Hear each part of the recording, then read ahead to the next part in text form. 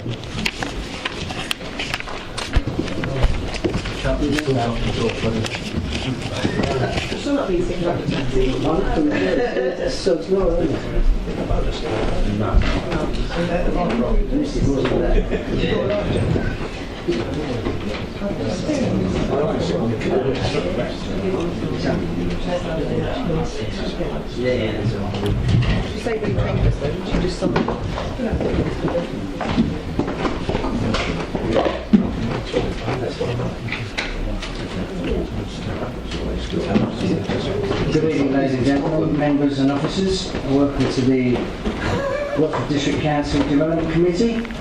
We'll start off by doing the emergency evacuation. Should we be required to evacuate the building, would you please leave the building via the nearest available exit to the chamber.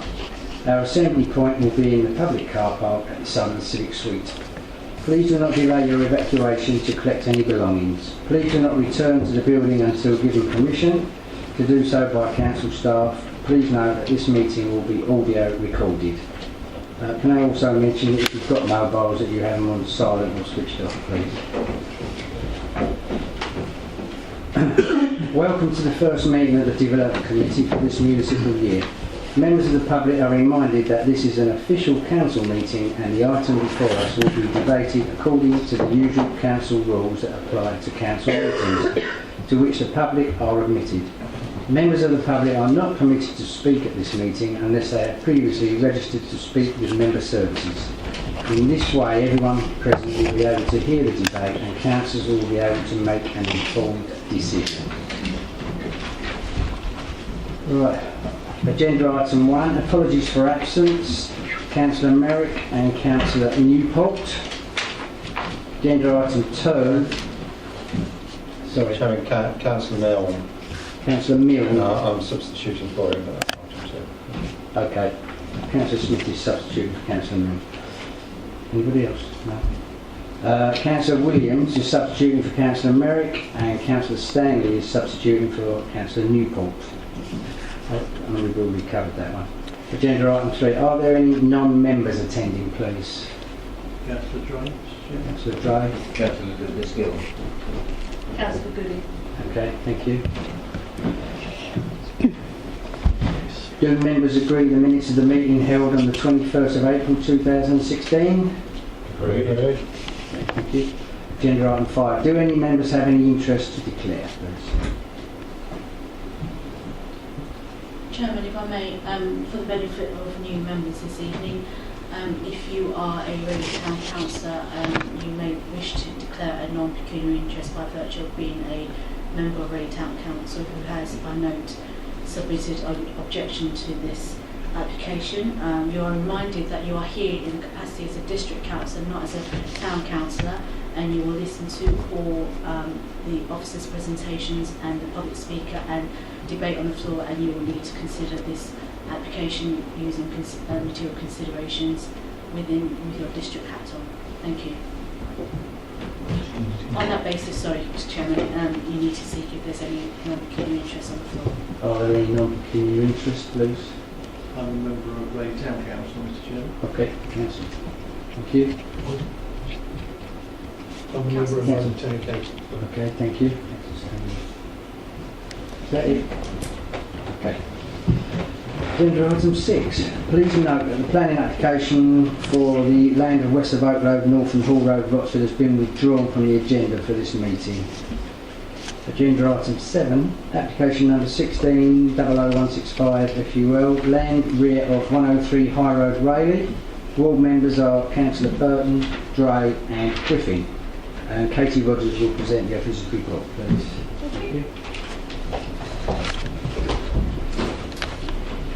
So, Chairman, this application is for the subdivision of an existing residential plot and for the erection of one detached four-bedroom house. The site is at the corner of High Road and Glasses Lane, and this area coloured red is the application site, with an area adjacent coloured blue, which is in the control of the same applicant but does not form part of the application site. Members will see on the text on the screen that this item was referred off the weekly list, and the reasons given were relating to the impact on number 1, Glasses Lane, which is just to the right hand side of the site here, due to overdevelopment and overbearing nature of the development proposed.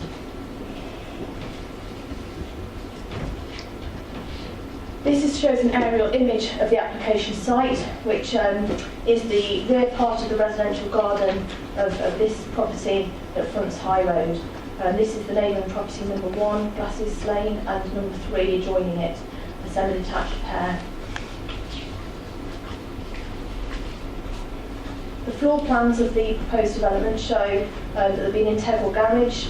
It's approximately square layout, and at the first floor here you have 4 bedrooms. It's a 4-bedroom property.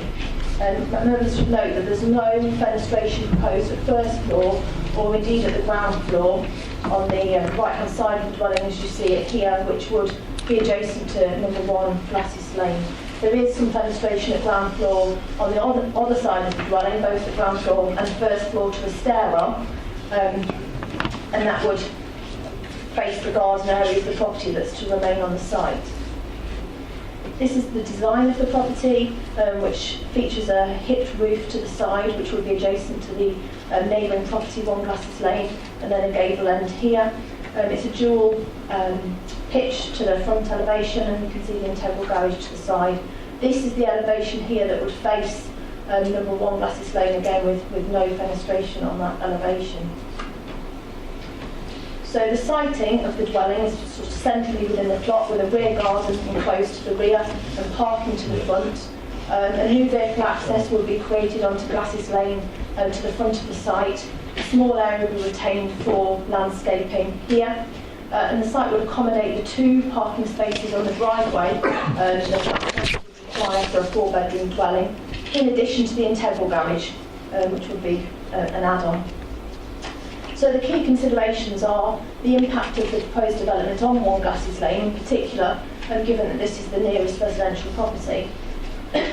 In terms of overlooking, officers aren't concerned that this new development would cause overlooking to number 1, given that there's no fenestration proposed to the side. There is fenestration proposed to the rear, at ground floor and first floor, but we consider that the relationship of those windows, which would face directly down the garden, albeit that it would give provision for some degree of overlooking of that rear garden, is not an unusual relationship in a standard street setting. In terms of overshadowing, we have a policy recommendation to do with first floor extensions. It doesn't specifically relate to new build dwellings, but it's a rule of thumb, and we use it as a guide, which takes a 45-degree angle from the nearest ground floor habitable window. So there is a ground floor window at the front elevation on this property here, and if you take a 45-degree angle, the 2-storey element of the proposed dwelling doesn't breach that. Again, at the rear, the proposed dwelling would be set slightly forward of this neighbour, such it wouldn't cause overshadowing that would be considered detrimental. In terms of the layout of the site, the proposed development would provide 1 metre separation to the site boundaries that the council's guidance requires as a minimum. It would provide the 2 on-street parking spaces plus the integral garage. 100 square metres of garden area provided to the new property, and in excess of this would be retained for the property to remain. There is no highway objection from Essex County Council, subject to a condition which members will see at the end of the recommendation. So this is the proposed street scene, so you can see the proposed dwelling in some context here. And we say that the scale is similar to the semi-detached pairs taken together, which is shown here, numbers 1 and 3. And the relationship to the street is also similar, in that the proposed dwelling would front the street straight on. And one additional dwelling of the proposed design and form we consider to be appropriate in the locality, having regard to the existing character of the street.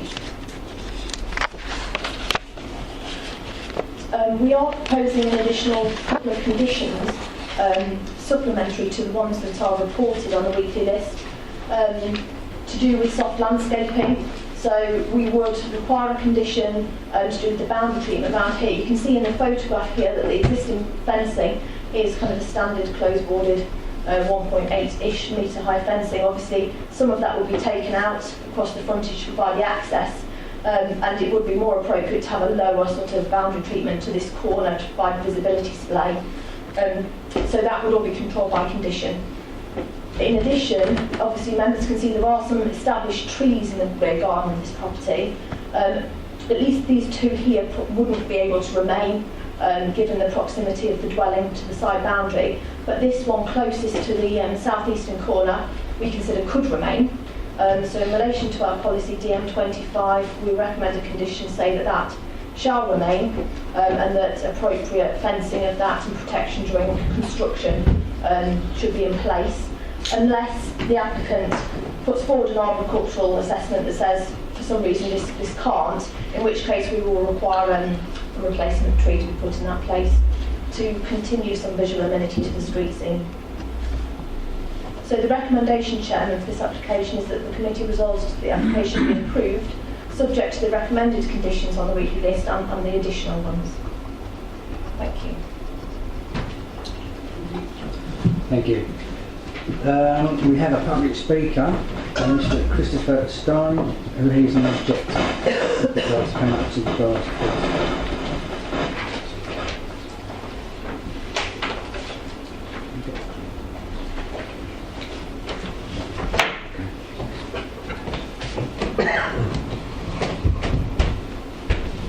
Yeah, you have 5 minutes, sir, and I'll give you a warning for the 1 minute. Thank you.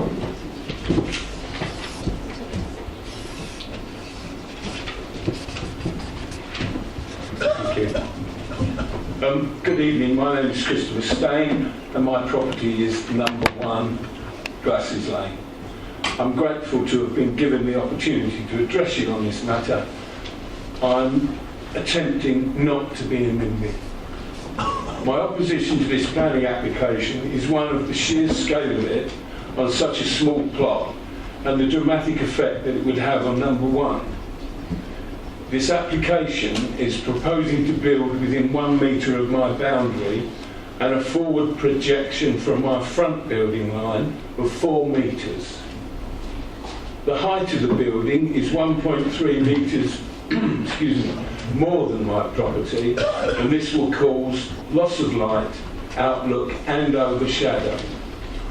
In the planning officer's report that I read online, it makes it clear that the property will be adversely affected. They're his words, not mine. This forward projection of 4 metres is being put forward under the 45-degree rule. This rule, taken from the corner of my building by 45 degrees, is going to be, very close. And when I look out of my window, what I will see is a wall, which I don't see at the moment. And this, I'd like to quote from the planning officer's report. Again, this was, as I read it online, the 45-degree rule applies to extensions and not new builds. He then goes on to say it provides a useful tool to assess the impact on neighbouring properties. I'm at a loss to understand an application that is being built around a rule that doesn't apply to new builds. It clearly says the 45-degree rule applies to extensions and not new builds. If this were to be granted, I would be faced by a sheer 2-storey wall projecting 4 metres forward of my house, 1 metre from my boundary, and 1.3 metre higher than my current property. You can imagine what it would be like if you're standing at your front window, which is less than a metre from this point of which the property is taken. I mean, it's just going to be a wall. My lounge has got the fireplace on that wall, which is next to the...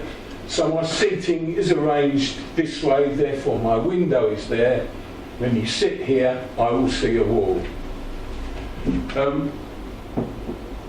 This brings me to the matter of light. I believe that number 1 has a prescribed right to light under the 20-year rule. My understanding of that is that if my windows have had an unfettered light for more than 20 years, they have a right to keep it. The Law Commission report on right to light says natural light inside buildings is immensely important for comfortable living. The amount of natural light that a window lets in depends on what is outside the window and the proximity of other buildings.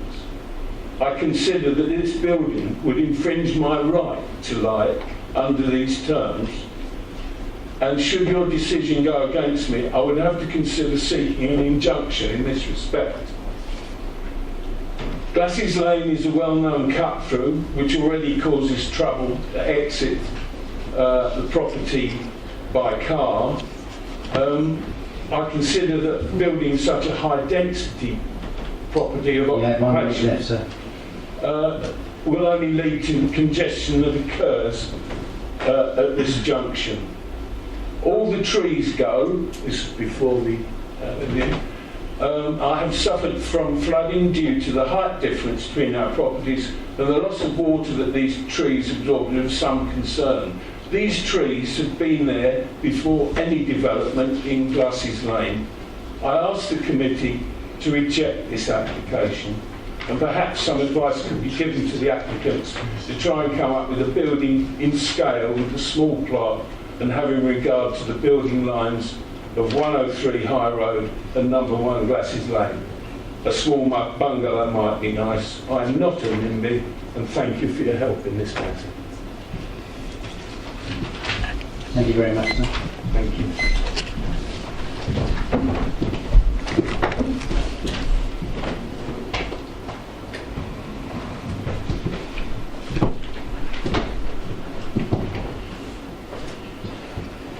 Are there any non-members of the committee who would like to speak?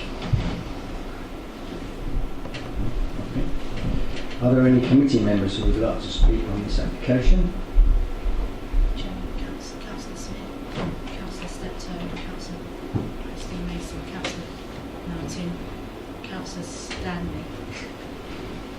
Shall I repeat that, shall you, Chair? Yeah, go on. Councillor Smith, Yeah. sorry, Councillor Steptoe, Yeah. Councillor Christine Mason, Yeah. Councillor Toby Mountain, and Okay. Councillor Chris Stanley. Okay. There are no non-members indicating they wish to speak. Councillor Smith, please. Thank you, Chairman. At the top of this application it says White House Ward, which was the former ward that I represented. The White House no longer exists for district council purposes. So this is something that I was engaged with prior to the last election. This application in many ways is technically compliant with a lot of what we say we want. From a highways point of view though, this is a very busy location. The nature of the junction with High Road means that when cars turn into Glassys Lane, either when they're approaching the weir or coming up from Rayleigh Weir, the speed is very high. And if you're at all familiar with that particular location, number 1 is a difficult place to get out of. This location would be even more challenging. There's also a high fence line to 103 High Road along its border with Glassys Lane, and that would make things even more challenging from visibility displays. But as members all know, highways is not an issue that we can take issue with because Essex Highways deem this to be compliant. but I think those comments still need to be there. I think in many ways, if we were to look at this property purely from 103 High Road's viewpoint, we might consider it to be a backland development. But it's not. It's fronting onto Glasses Lane, and as such, it should be considered as part of Glasses Lane. I think it's diagram 6, where we're able to see the line of houses along Glasses Lane. And what we can see in that diagram is that this proposal is significantly forward of the building line. It's not just number 1, but number 3, 5, 7 and so on. It's quite true to say that there is a drop in the elevation along Glasses Lane, and if you take number 103 High Road as the high point, then move down Glasses Lane, there is a drop. But the proximity of this application to number 1 and number 3 Glasses Lane mean that the actual height line is somewhat overbearing.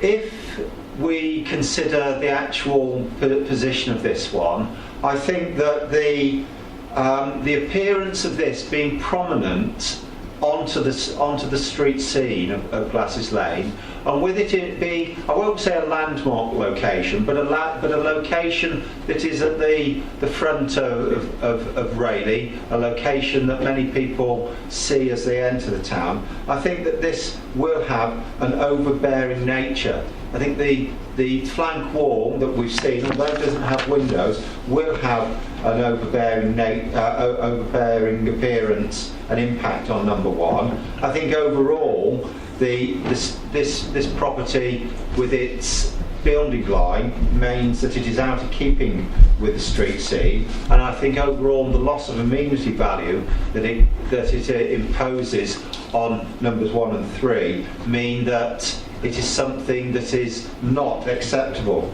And on those grounds, I would move it for refusal. Thank you. Thank you. Councillor Steptoe, please. Oh, do we have a seconder for that? Sorry. Yeah. Thank you, Chairman. Just 2 points of clarification, if I may, please, Chair.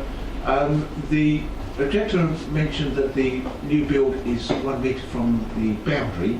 Well, what distance is it from the actual house, number 1? It looks like there's a driveway between the two.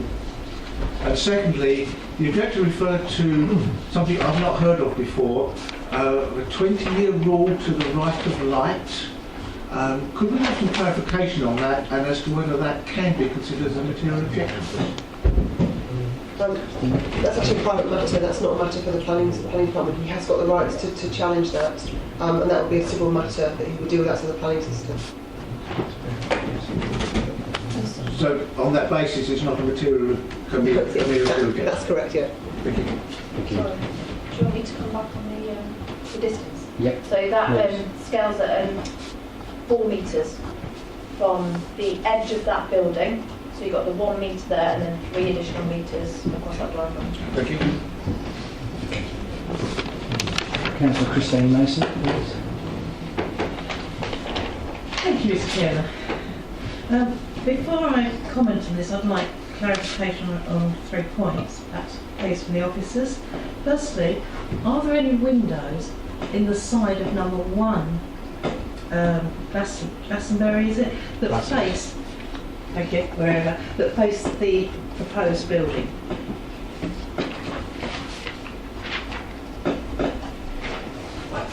You commented on the front window, but not if there's any at the side.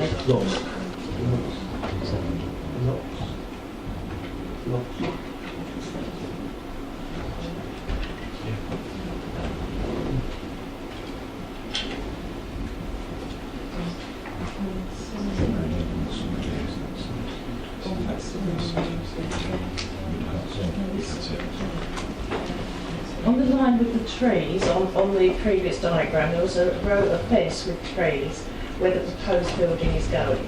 are there any windows from the existing building, not 103 High Road, but the house the other side, the one that's shown in your diagram, are there any windows on that side?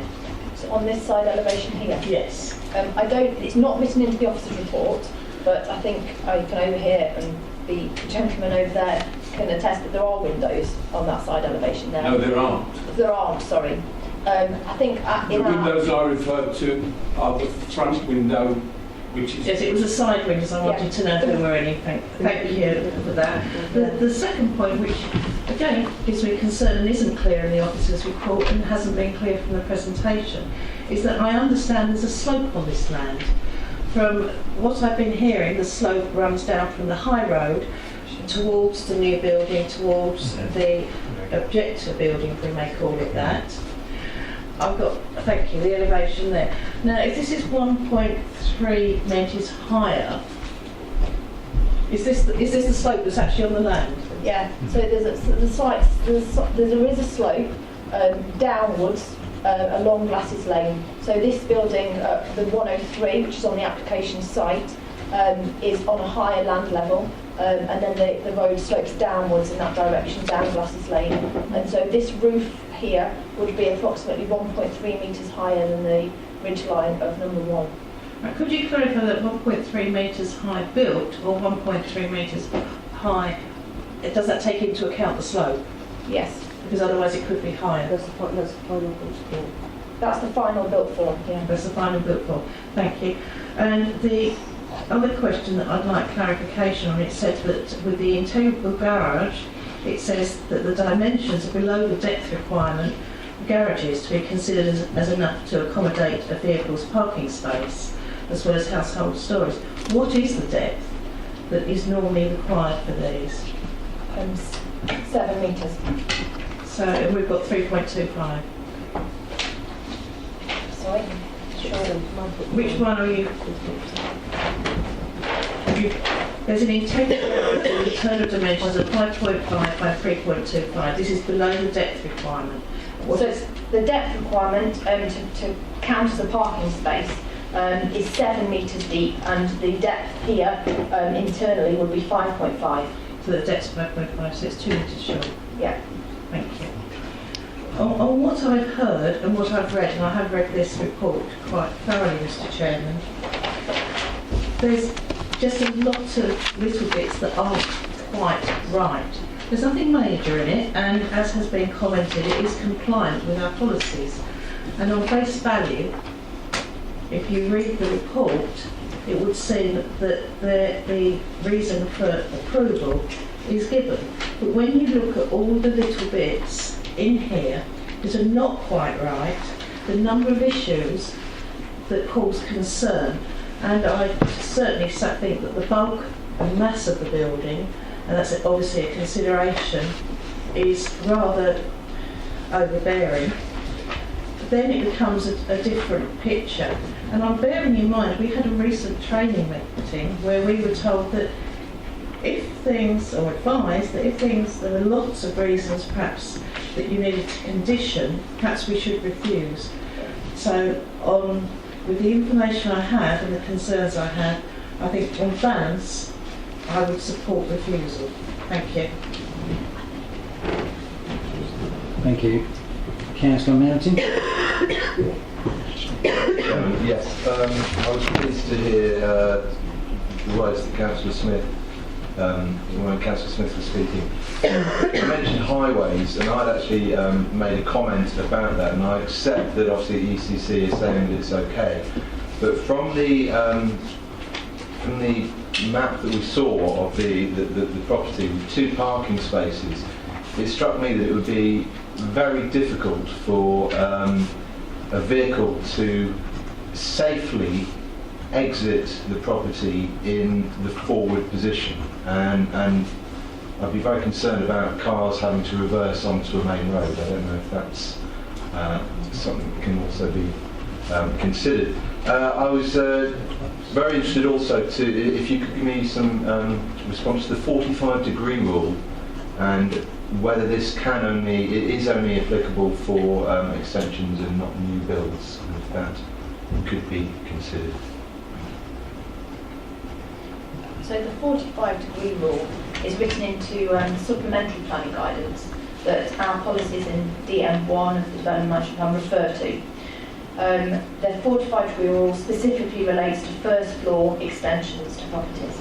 So when it comes to a new build property, it is a judgment on each case, on its merits, on the characteristics of the site and the proximity of neighbouring properties as to the impact that the development would have on the neighbouring property. As a sort of rule of thumb, we utilise the 45-degree rule to establish just some sort of parameter for the extent of the overshadowing, and in this case that 45-degree angle has been taken from the point of the start of the window closest to development, and that 45 degree isn't breached in this case, but it's a judgment. May I come back, Chair? Yep, certainly. Thank you. In light of the fact you're saying that it's there's a certain flexibility with whether we adhere to that, certainly with a new build, and are we able to, in terms of reasons for refusal, acknowledge the comments that have been made regarding the impact that would have on the neighbouring property? It's a rule of thumb, and that's just it. With the new dwelling, as we explained during the sessions that we've had looking at material considerations, it's part of that weight, isn't it? And it might be part of the weight that it's one thing we look at, but then size dominance, everything else would be something else we look at with a whole new building. With an extension, it's more clear because you're building on an existing structure that you can't actually relocate within the site itself. With a new build, there's ways of dealing with that 45-degree angle in terms of making commentary about it in a report, or with regards to commentary with it in terms of pre-app, when actually there is ways around dealing with that problem through moving buildings and changing building sight lines. So in some respects, that's why it's not actually part of the policy for new builds, because it would be too restrictive. Because actually, what we want is a good overall development. So it's one of those sort of rule of thumb things we tend to use. But it's not a direct reason for refusal. We refuse directly for non-compliance in terms of this case. It would be what you said before. It's that dominance, it's that size, it's that massing, more of an issue than the 45-degree angle. Councillor Stanley, please. Yes, most of it's been already commented on. I just wondered about the parking coming off of the front garden there. You probably need a double driveway to get off, but it would be obscure when reversing out. So that is a concern, as the road is used quite considerably. So reversing onto the main road, even driving out forwards, is going to be a difficult operation, and you couldn't see up the road because of where that is. Another point is, I believe is there a telegraph pole somewhere along that road there, which may give an obscurity to the driver's ability to see? Yes, there is. There is, yeah, there is. It might be on. It's just off It's on the corner by the tree. It's on this corner. Helps. It's on this corner. Yes, so it's just off this image here. Yeah. So either it would be adjacent to it'd probably be adjacent to just the edge of this soft landscape area that would be retained or be provided at the front of the site. There would be a requirement. I mean, the fencing, because we'd control that. That would all be low level. So although there would be, if the telegraph pole remained in its place, I think you'd be able to see round it, given that all of this would be required to be open at the front. Well, I'll come back with a little thing that happened recently to Preston Gardens in relation to visibility. We had a speed sign put up, and the pole is only 6 inches in diameter. And the telegraph pole is absolutely bigger, and we had it moved because of visibility up the road. You couldn't see quite clearly from your driver's position, not from the front of the car, but from the driver's position you couldn't see up the road. So Obviously, I don't think that they're going to take the telegraph pole away just for convenience. So we'll wait and see. Thank you. Councillor Black, please. Yeah, thank you, Chairman. I have some sympathy with the proposal for refusal. So I think it's on the grounds of overbearing and massing. And I think the key fact here, I've been looking on my iPad on the Bing bird's eye view, which gives a good view along the road. Have you got a similar bird's eye view you can put up? Yeah, okay. Yeah, so what I'm looking at there is, we're looking at the impact of the new property on number 1. But then if you look 2 houses down, you've got number 5, which is almost identical to number 1, yeah? And that's got number 3 next to it, which comes very slightly, it comes slightly forward to number 5. And then as you go along again, number 1, 3, number 7 is slightly forward of number 9. But I'm wondering how that can, if you can go further down the street, is that a fixed aerial view? Okay. I mean, it is similar all the way down. And I'm just wondering, if we're going for refusal and overbearing, I think the key factor maybe is the overbearing from the new property significantly greater than the overbearing, well, not the overbearing, the arrangement further down the road. And I suspect that it is greater. I can't quite tell from the picture how far forward number 5 is, or number 3 is forward of number 7, or number 5 for example. But it'd be interesting to know. But I do agree, I think that the blank wall of number 1, although there's no fenestration, and I understand there's no fenestration, but it is a pretty bleak view to look out on. It's sort of brutalist architecture is back of entrance. So I'm inclined towards refusal, but I'm interested to know how far forward number 3 is compared to number 5, because that's the benchmark to look at.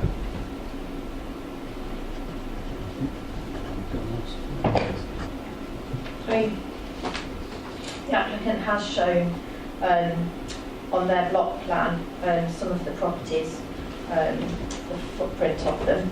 So has shown the footprint of these 2, and scaling off that plan, it does look like number 3 is set approximately 2.5 metres forward. It's a metre. Is it a metre? It's by my front door. The plan shows it's about 2.5 metres, but whether that plan doesn't necessarily have to show that accurate. It's not part of the application site, and also I suppose there is a greater separation between those two dwellings there than would be the case between the proposed and that's number 1. Thank you. That's a very good point. I haven't made that. There is a greater separation. So my conclusion is that the overbearingness of the proposed property on number 1 is significantly greater than the impact of number 3 on number 5. Thank you. Thank you. Councillor Smith, you want to come back? Thank you for coming back. There was one item that I forgot to mention. Getting carried away with number 3 and number 1. The actual relationship between this new property and 103 High Road is something I'd just like to explore for a moment. Clearly we haven't heard anything from 103, but we wouldn't really expect to because it's in the back garden. We've not been too worried before about back-to-side relationships of properties, but I'm not quite clear what the exact distance is between the rear of 105 and the side of this new proposal. I think that might not be ideal if we were looking at it in another circumstance. And as we are always striving to put in high-quality houses and not to put in relationships between properties that are detrimental. I think that is something that relationship is one that's been overlooked, but in the back of our minds, something to consider when we do look at the reasons for refusal, that I'll be happy to restate in a moment. Councillor Hookway. It's just got a couple of questions for the officers.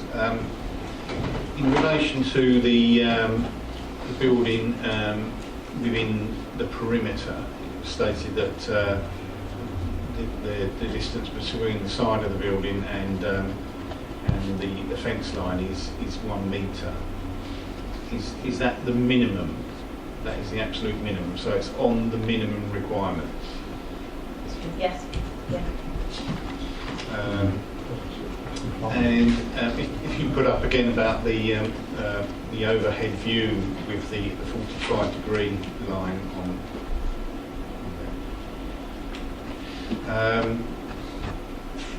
From that drawing, it looks like it is either right on top of that line or slightly ahead of it. So from that, it looks like it's slightly breaking that 40-degree rule, or guidance, shall we say? On the, it might just be the image, and I think what this shows is the kind of the roof overhang, but the wall of the 2-storey side element shown on the block plan is not breached as they're showing it. It's on the mark. It's on the line. So it's everything's on the limit in relation to this. Okay, thank you. Is there anybody else? Just a question. Okay, excellent. Black. Just a quick question. The report says that the 100 square metre garden area, is that the back? Does the back garden by itself comprise 100 square metres, or are you including some of the driving area in the front? That's the rear. That's the rear. Thank you very much. Councillor Owen. Chair, are you able to go back to the original diagram? Clarification. The elevation. No, the picture of the house with the trees. That Yes, one? yes. When looking at the site, I can see that the tree lining between the two properties. What's the difference between the light deprivation between the existing tree structure to the building, which is going to be erected?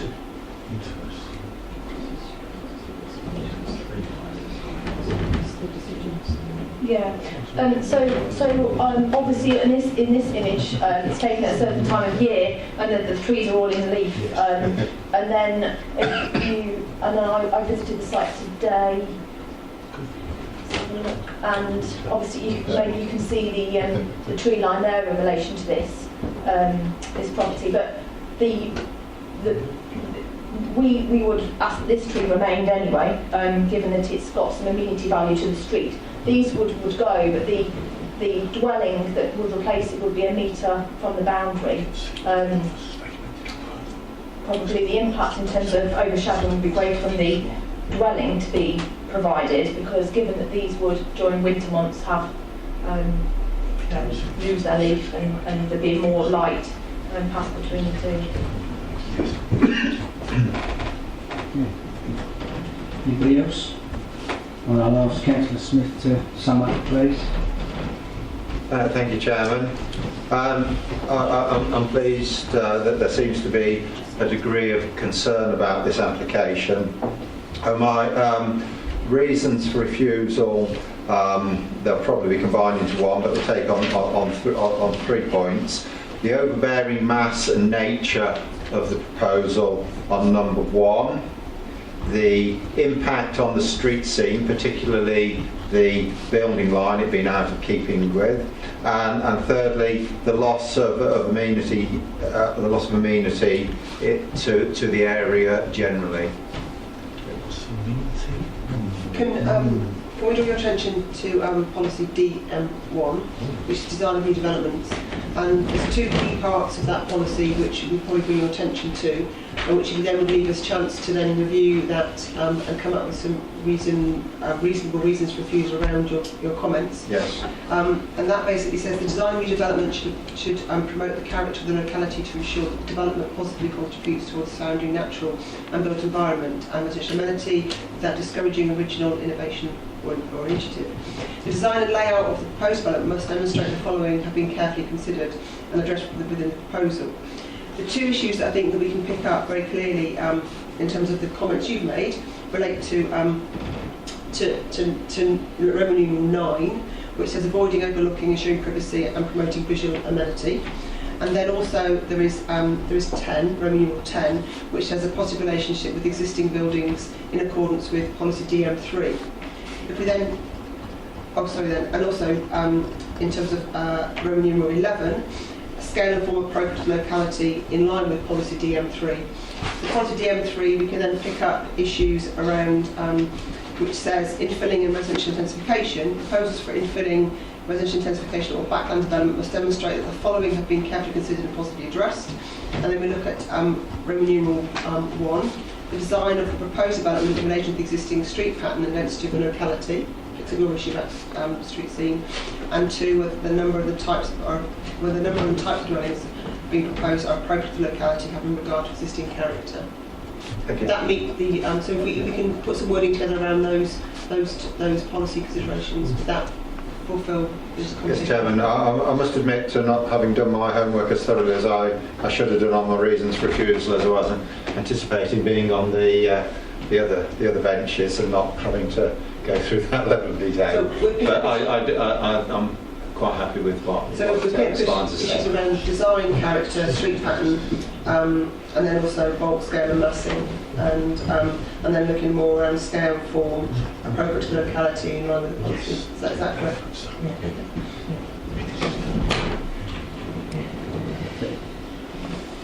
Okay. We'll go to the vote. So just to confirm, Chairman, seconded by Councillor Melton. Yes. Absolutely. Just to confirm, it's seconded by Councillor Melton. Yeah, that's right. Yeah. Okay. All those in favour, as recommended by the committee, please show of hands. Refusal. Oh, sorry, refusal. Yeah. All those in. It's unanimous.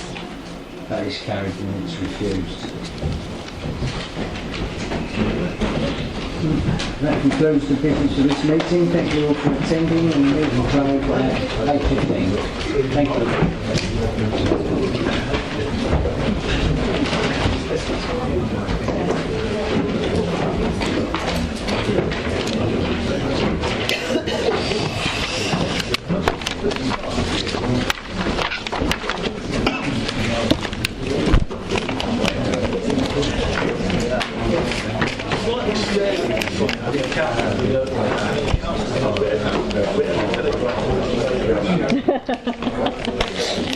You need to get out a bit more, Chris.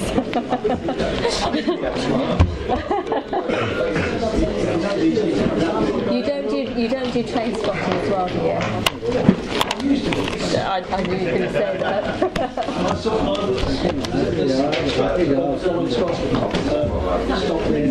Queen's carriages. I was only avoiding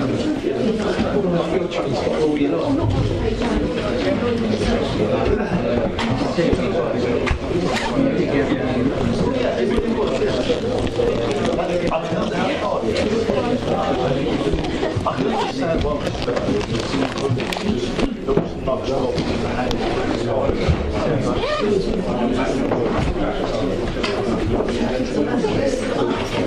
I think there is. I think there is. But it was